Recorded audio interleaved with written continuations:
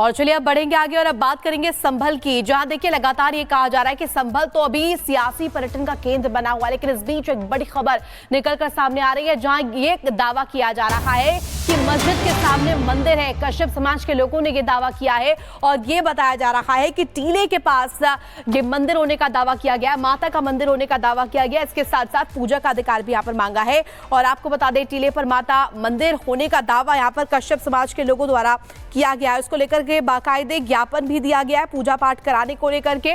और आपको बता दें, संभल में मस्जिद के सामने मंदिर होने का ये दावा दरअसल कश्यप समाज के लोगों ने किया है। टीले पर माता मंदिर है, ऐसा दावा उनकी तरफ से किया गया है। कहा गया है कि अगर बात करें प्रमाणों की, तो अगर इतिहास को खंगाले तो यहाँ पर माता का मंदिर हुआ करता था और अब सीधे तौर पर पूजा पाठ का अधिकार भी यहाँ पर मांगा है। पूजा पाठ को लेकर के भी ज्ञापन जो है वो सौंप दिया गया है। कश्यप समाज के लोगों द्वारा ये मांग की गई है, ये ज्ञापन दिया गया है। टीले पर माता का मंदिर होने का दावा किया गया है। तो देखिए, लगातार जो विवाद है वो गहराता हुआ नजर आ रहा है। संभल में पहले सर्वे, उसके बाद हिंसा, और अब देखिए जिस तरीके से तमाम यहाँ पर सनातन के पदचिन्ह मिल रहे हैं, तमाम वो सबूत मिल रहे हैं सनातन की, जो कि चीख चीख कर ये उजागर कर रहे हैं कि किस तरीके से यहाँ पर क्या कुछ साजिश हुई थी। और अब यहाँ पर जो ये दावा कश्यप समाज के लोगों ने किया है, साफ तौर पर कहा है कि जो मस्जिद है उसके सामने मंदिर हुआ करता था और वहीं पर माता का मंदिर था,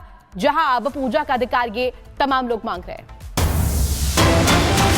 और इस बीच बड़ी खबर, संभल हिंसा से जुड़ी बड़ी खबर सामने आ रही है। उपद्रवियों के खिलाफ जारी होगा NBW, ये बड़ी जानकारी सामने आ रही है। फरार दंगाइयों के खिलाफ गैर जमानती वारंट जारी होगा। अब तक 91 दंगाइयों की पहचान हो चुकी है, पुलिस की तरफ से जानकारी दी गई है। हिंसा केस में अब तक 50 आरोपी को गिरफ्तार कर लिया गया है। लेकिन इस बीच ये जानकारी सामने आ रही है कि संभल हिंसा में जो उपद्रवी रहे हैं उनके खिलाफ गैर जमानती वारंट जारी होगा। जनपद संभल में 24 नवंबर को हुई हिंसा में अभी तक 50 लोग गिरफ्तार किए जा चुके हैं और 91 लोग हैं वो अभी भी वांछित हैं। और उनके अलावा कई सारे ऐसे फोटोज हैं वो भी अनआइडेंटिफाइड है, उनको आइडेंटिफाई कराने का प्रयास किया जा रहा है। जल्द ही जो वांछित लोग हैं उनके खिलाफ NBW एवं पुरस्कार की कार्रवाई है वो भी अमल में लाई जाएगी। घटना किन कारणों से कारित हुई है, कौन कौन व्यक्ति इसके पीछे हैं, सभी एंगल पे इन्वेस्टिगेशन किया जा रहा है। लेकिन पुलिस अभी किसी प्रकार के कोई निष्कर्ष पे नहीं पहुंची है कि फलां व्यक्ति द्वारा ये घटना कारित कराई गई है। घटना में जो प्रयुक्त हुए असले हैं, जो अवैध गोलाबारी हुई थी और जो मौके पे फोरेंसिक की टीम को जो कार्ट्रिजेज मिले हैं, उन सब का भी इन्वेस्टिगेशन है वो करवाया जाएगा। तो संभल में मस्जिद के सामने पुलिस चौकी का निर्माण किया जा रहा है और इसे सत्यव्रत नगर नाम दिया जा रहा है। उस चौकी को लेकर जो लगभग एक तरीके से कहें वहां पर अब काम जो है वो लगभग पूरा होने को है, निर्माण कार्य शुरू हुआ। इसको ध्यान में रखते हुए जिस तरह के हालात वहां पर बने थे, हिंसा देखने को मिली थी, अब सुरक्षा वहां पर सुनिश्चित हो इसके लिए मस्जिद के सामने चौकी का निर्माण किया जा रहा है। हालांकि जब चौकी का निर्माण वहां पर शुरू हुआ तब भी इस पर सियासत होने लगी थी, विवाद खड़े होने लगे थे और वैसे तमाम सवाल उठाने लगे थे। और ये हम आपको दिखा रहे हैं लगातार वहां से तस्वीरें कि मस्जिद के सामने चौकी का निर्माण किया जा रहा है। इसको बाकायदा सत्यव्रत नगर चौकी का नाम भी दिया गया है और प्रशासन का ये कहना है कि आगे कभी भी कोई भी हिंसा ना देखने को मिले, इसके लिए सुरक्षा सुनिश्चित हो, इसीलिए ये निर्माण कार्य। चौकी सत्यव्रत का कार्य निर्माण कार्य प्रगति पे है और शीघ्र से शीघ्र ये चौकी स्थापित की जाएगी, जिससे कि यहाँ की पर रहने वाली फोर्स सुविधाजनक तरीके से रह सके और अपना कार्य कर सके। इस हेतु चौकी का निर्माण कार्य तेजी से हो रहा है। काफी गति का होने का रीजन ये है कि यहाँ काफी संख्या में फोर्स है और खुद जो कि खुले में रह रही है। सर्दी की वजह से तत्काल रहने की आवश्यकता है, क्योंकि आसपास और कोई जगह नहीं है जिससे वह सुविधाजनक तरीके से रह सके, इसलिए चौकी का कार्य तेज कराया जा रहा है। तो देखिए, हम बात करें संभल की, जहां सियासी टेंशन लगातार बनी हुई है और सपा का डेलीगेशन है जो कि अड़ा हुआ है, जो संभल जाना चाहता है और यहां पर जो मृतक है उनके परिजनों से मिलकर उनका हालचाल जानना चाहता है। लेकिन जिस तरीके से यहां पर राजनीतिक का हलचल है, इसके बाद ये कहा जा रहा है कि क्या संभल सियासी पर्यटन का केंद्र बन गया है। रिपोर्ट के जरिए देखिए।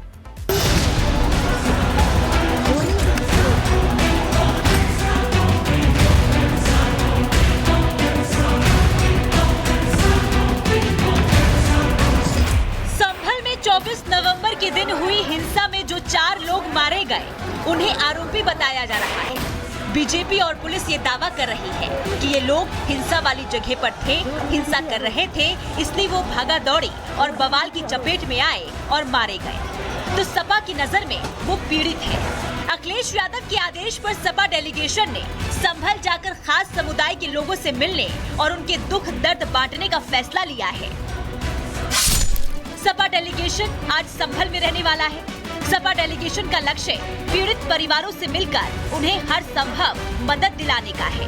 आर्थिक मदद के तौर पर संभल हिंसा में जो लोग मारे गए हैं उन्हें 5-5 लाख रुपए की आर्थिक मदद भी करना है।